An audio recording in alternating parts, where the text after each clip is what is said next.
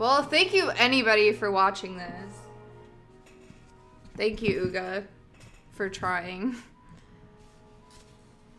Chapter 4, Part 2.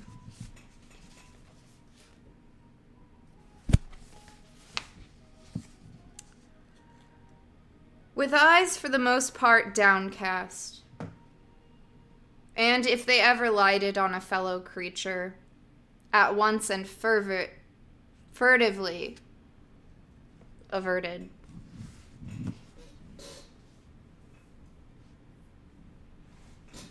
Let me start over.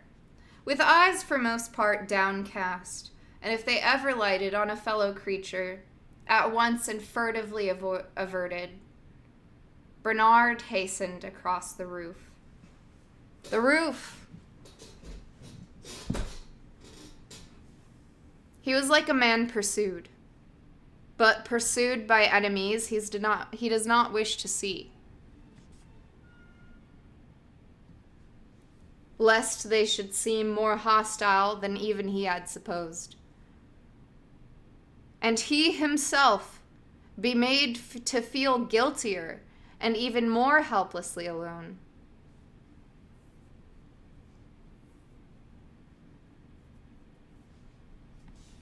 Bernie on the roof.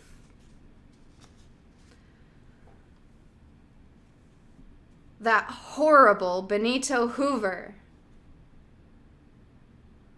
And yet the man had meant well enough, which only made it in a way worse. Those who meant well behaved in the same way as those who meant badly.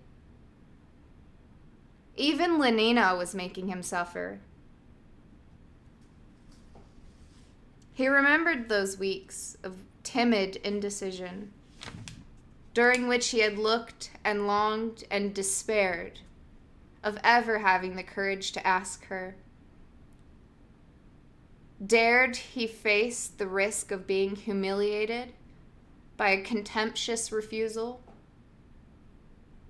But if she were to say yes, what a rapture! Well, now that she had said it, and he was still wretched that she should have thought it such a perfect afternoon for obstacle golf, that she should have trotted away to join Henry Foster, that she should have found him funny for not wanting to talk of their most private affairs in public. Wretched, in a word, because she had behaved as any healthy and virtuous English girl ought to behave, and not in some other abnormal, extraordinary way. He opened the door of his lockup and came to a lounging couple of Delta Minus attendants to come and push his machine out onto the roof. The hangars were staffed by a single Bakhanovsky group, and the men were twins, identically, small, black, and hideous. Bernard gave his orders in the sharp, rather arrogant, and even offensive tone of one who does not feel himself too secure in his superiority. To have dealings with members of the lower class was always, for Bernard, a most distressing experience. For whatever the cause, and the current gossip about the alcohol in his blood surrogate may very likely, for accidents do happen, have been true, Bernard's physique was hardly better than that of a Gamma's. He stood 8 centimeters short of the standard alpha height, and was slender in proportion.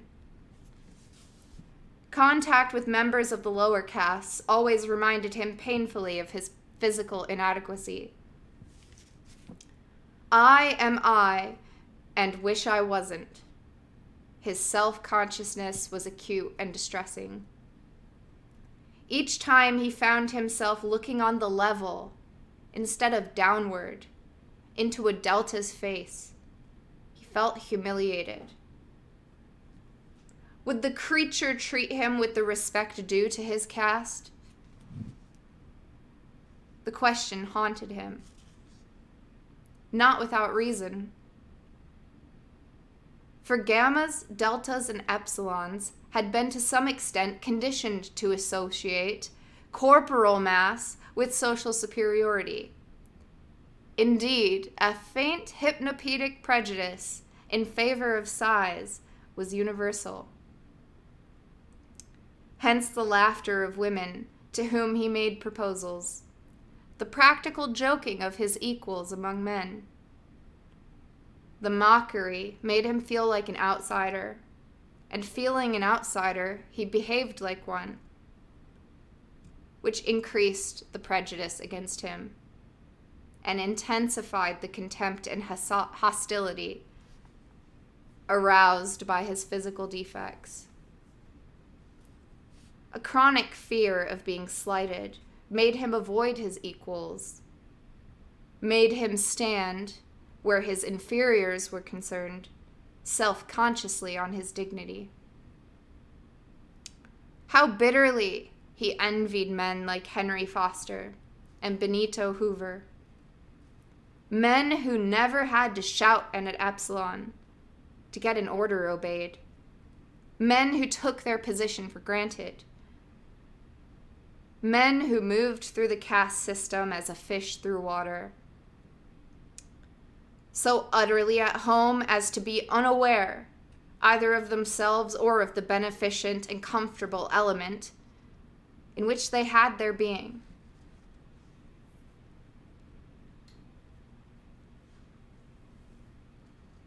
Dude has a helicopter and he's still a crybaby.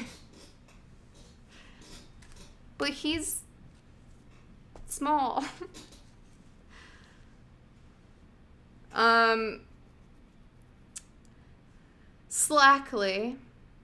Slackly it seemed to him, and with reluctance, the twin attendants wheeled his plane out onto the roof. "Hurry up," said Bernard irritably. One of them glanced at him. Was that a kind of bestial derision that he detected in those blank gray eyes? "Hurry up," he shouted more loudly, and there was an ugly rasp in his voice. He climbed into the plane, and a minute later was flying southwards towards the river.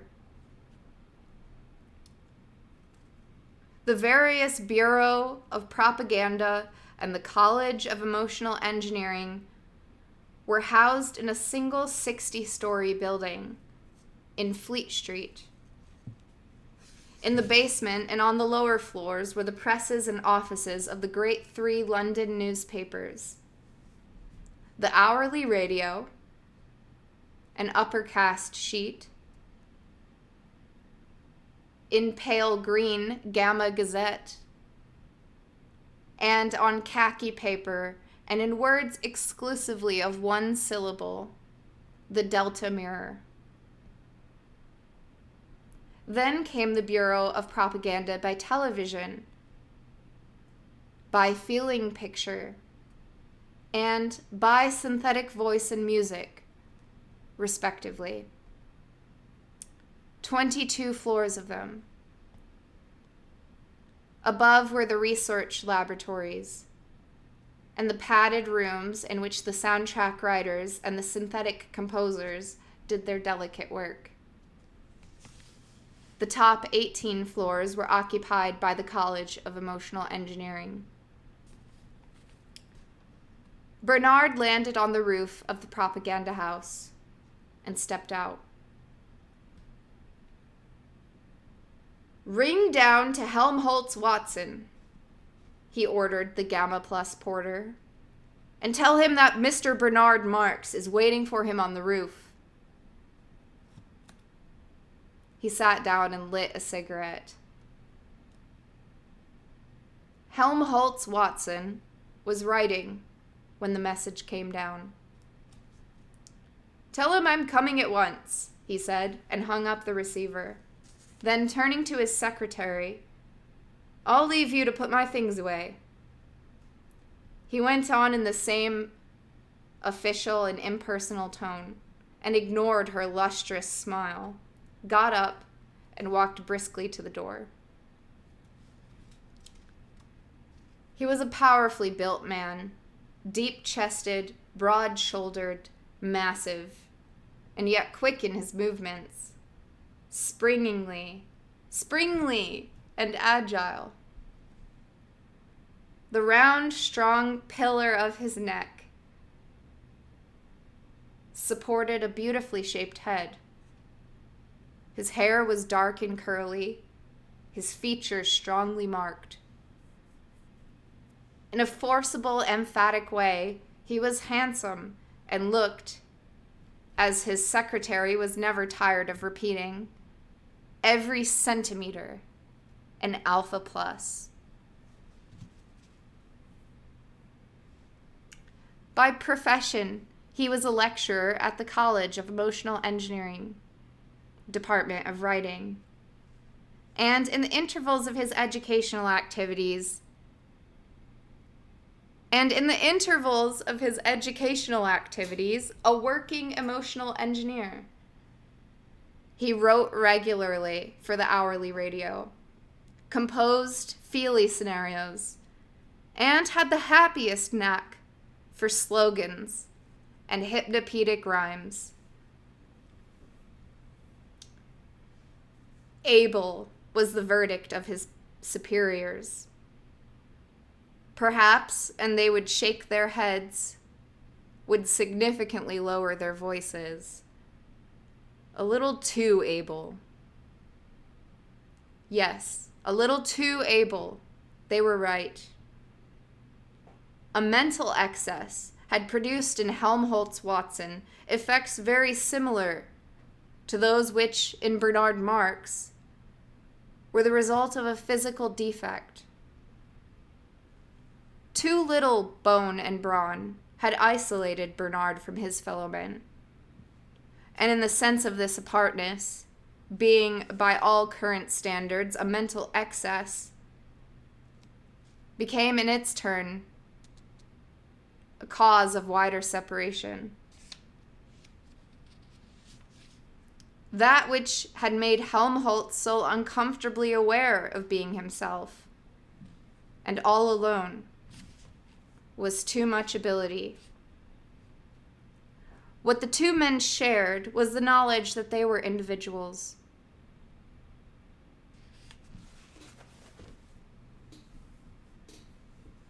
I'm butchering this. You're welcome.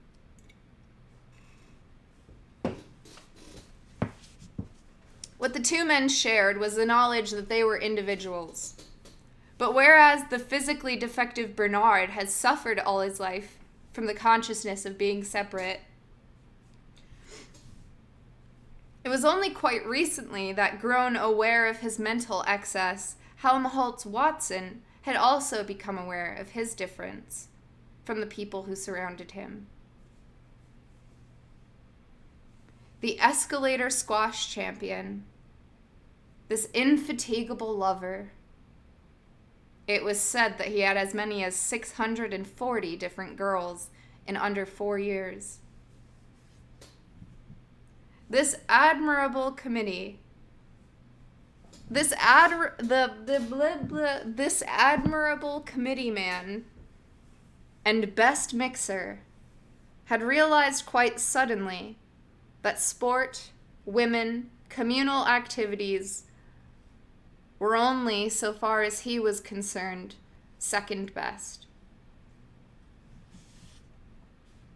Really, and at the bottom, he was interested in something else. But in what? What? That was the problem which Bernard had come to discuss with him. Or rather, since it was always Helmholtz who did all the talking, to listen to his friend discussing yet once more.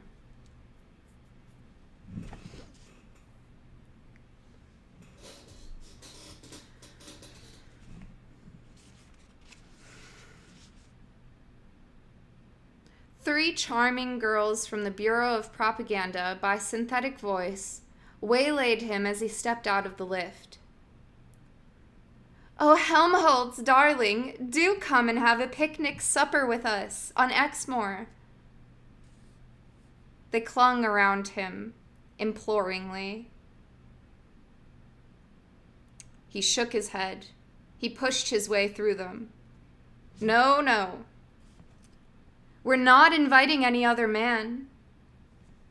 But Helmholtz remained unshaken, even by this delightful promise. No, he repeated. I'm busy. And he held resolutely on his course. The girls trailed after him. It was not till he had actually climbed into Bernard's plane and slammed the door that they gave up pursuit. Not without reproaches.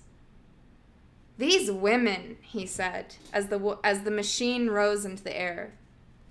These women. And he shook his head. He frowned.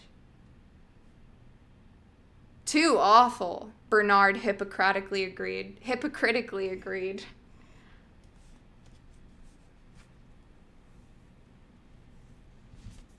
These women.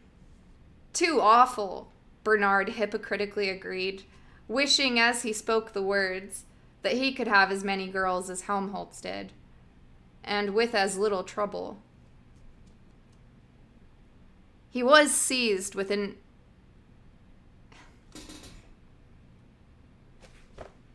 I'm so close. Okay. These women. Yeah, they suck. Hypocritically agreeing. Wishing as he spoke the words that he could have as many girls as Helmholtz did, and with as little trouble. He was seized with a sudden urge to boast. I'm taking Lenina Crown to New Mexico. Oh my god, dude. I can speak words. The womp womp womp womp womp womp. I'm taking Lenina Crown to New Mexico with me, he said in a tone as casual as he could make it. Okay, good to know I'm struggling literally as hard as Bernard is. I'm literally Bernard Marx. Just bursting at the seams, trying to be fucking casual. I'm taking Lenina Crown to New Mexico with me, he said in a tone as casual as he could make it. Are you? Said Helmholtz in a total absence of interest. Then after a little pause, this last week or two, he went on, I've been cutting all my committees and all my girls. You can't imagine the hullabaloo they've been making about it at the college. Still, it's been worth it, I think. The effects. He hesitated. Well, they're odd. They're very odd.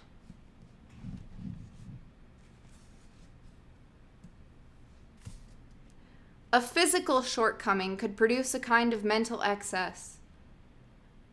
The process, it seemed, was reversible. Mental excess could produce, for its own purposes, the voluntary blindness and deafness of deliberate solitude, the artificial impotence of asceticism. The rest of the short flight was accomplished in silence. When they had arrived and were comfortably stretched out on the pneumatic sofas in Bernard's room, Helmholtz began again. Speaking very slowly. Did you ever feel, he asked, as though you had something inside you that was only waiting for you to give it a chance to come out? Some sort of extra power that you aren't using? You know, like all the water that goes down the falls instead of through the turbines.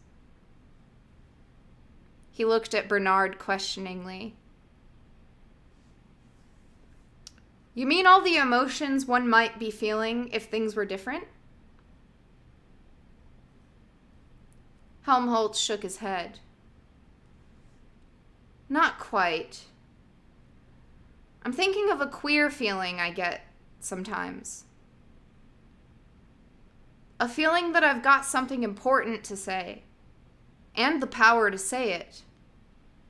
Only I don't know what it is, and I can't make any use of the power. If there was some different way of writing, or something to write about. He was silent then.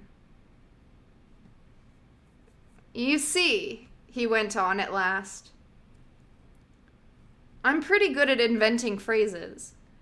You know, the sort of words that suddenly make you jump, almost as though you'd sat on a pin.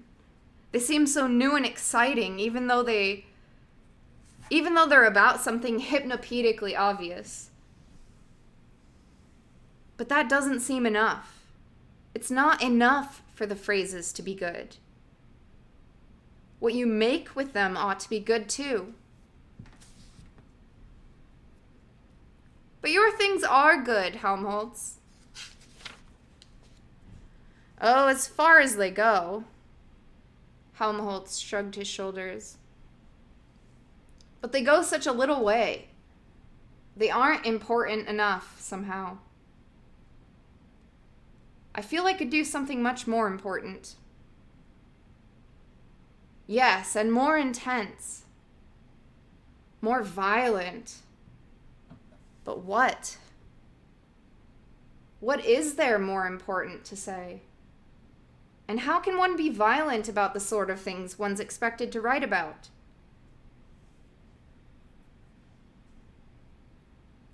Words can be like X-rays. If you use them properly, they'll go through anything. You read and you're pierced. That's one of the things I try to teach my students. How to write piercingly. But what on earth's the good of being pierced by an article about a community sing? Or the latest improvements in scent organs? Besides, can you make words really piercing? You know, like the very hardest X-rays, when you're writing about that sort of thing? Can you say something about nothing? That's what it finally boils down to. I try, and I try. Hush, said Bernard suddenly. And lifting a warning finger, they listened. I believe there's somebody at the door, he whispered. Helmholtz got up, tiptoed across the room, and with a sharp, quick movement, flung the door wide open. There was, of course, nobody there.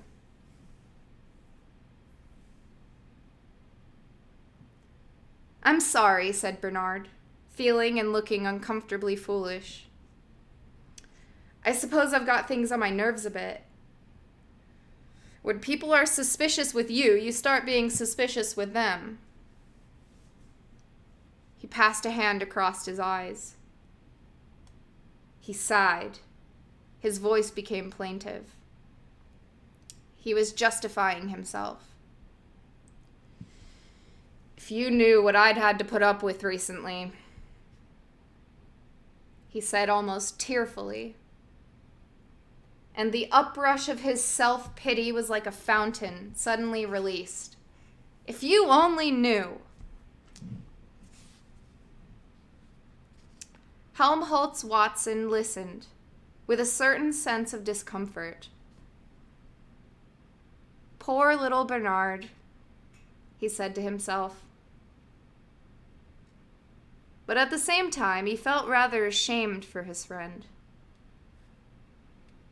He wished Bernard would show a little more pride.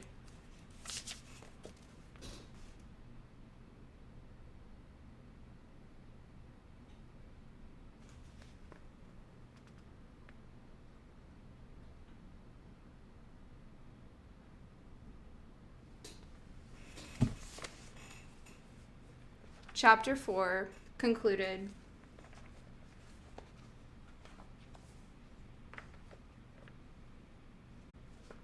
That was fun. Thank you guys.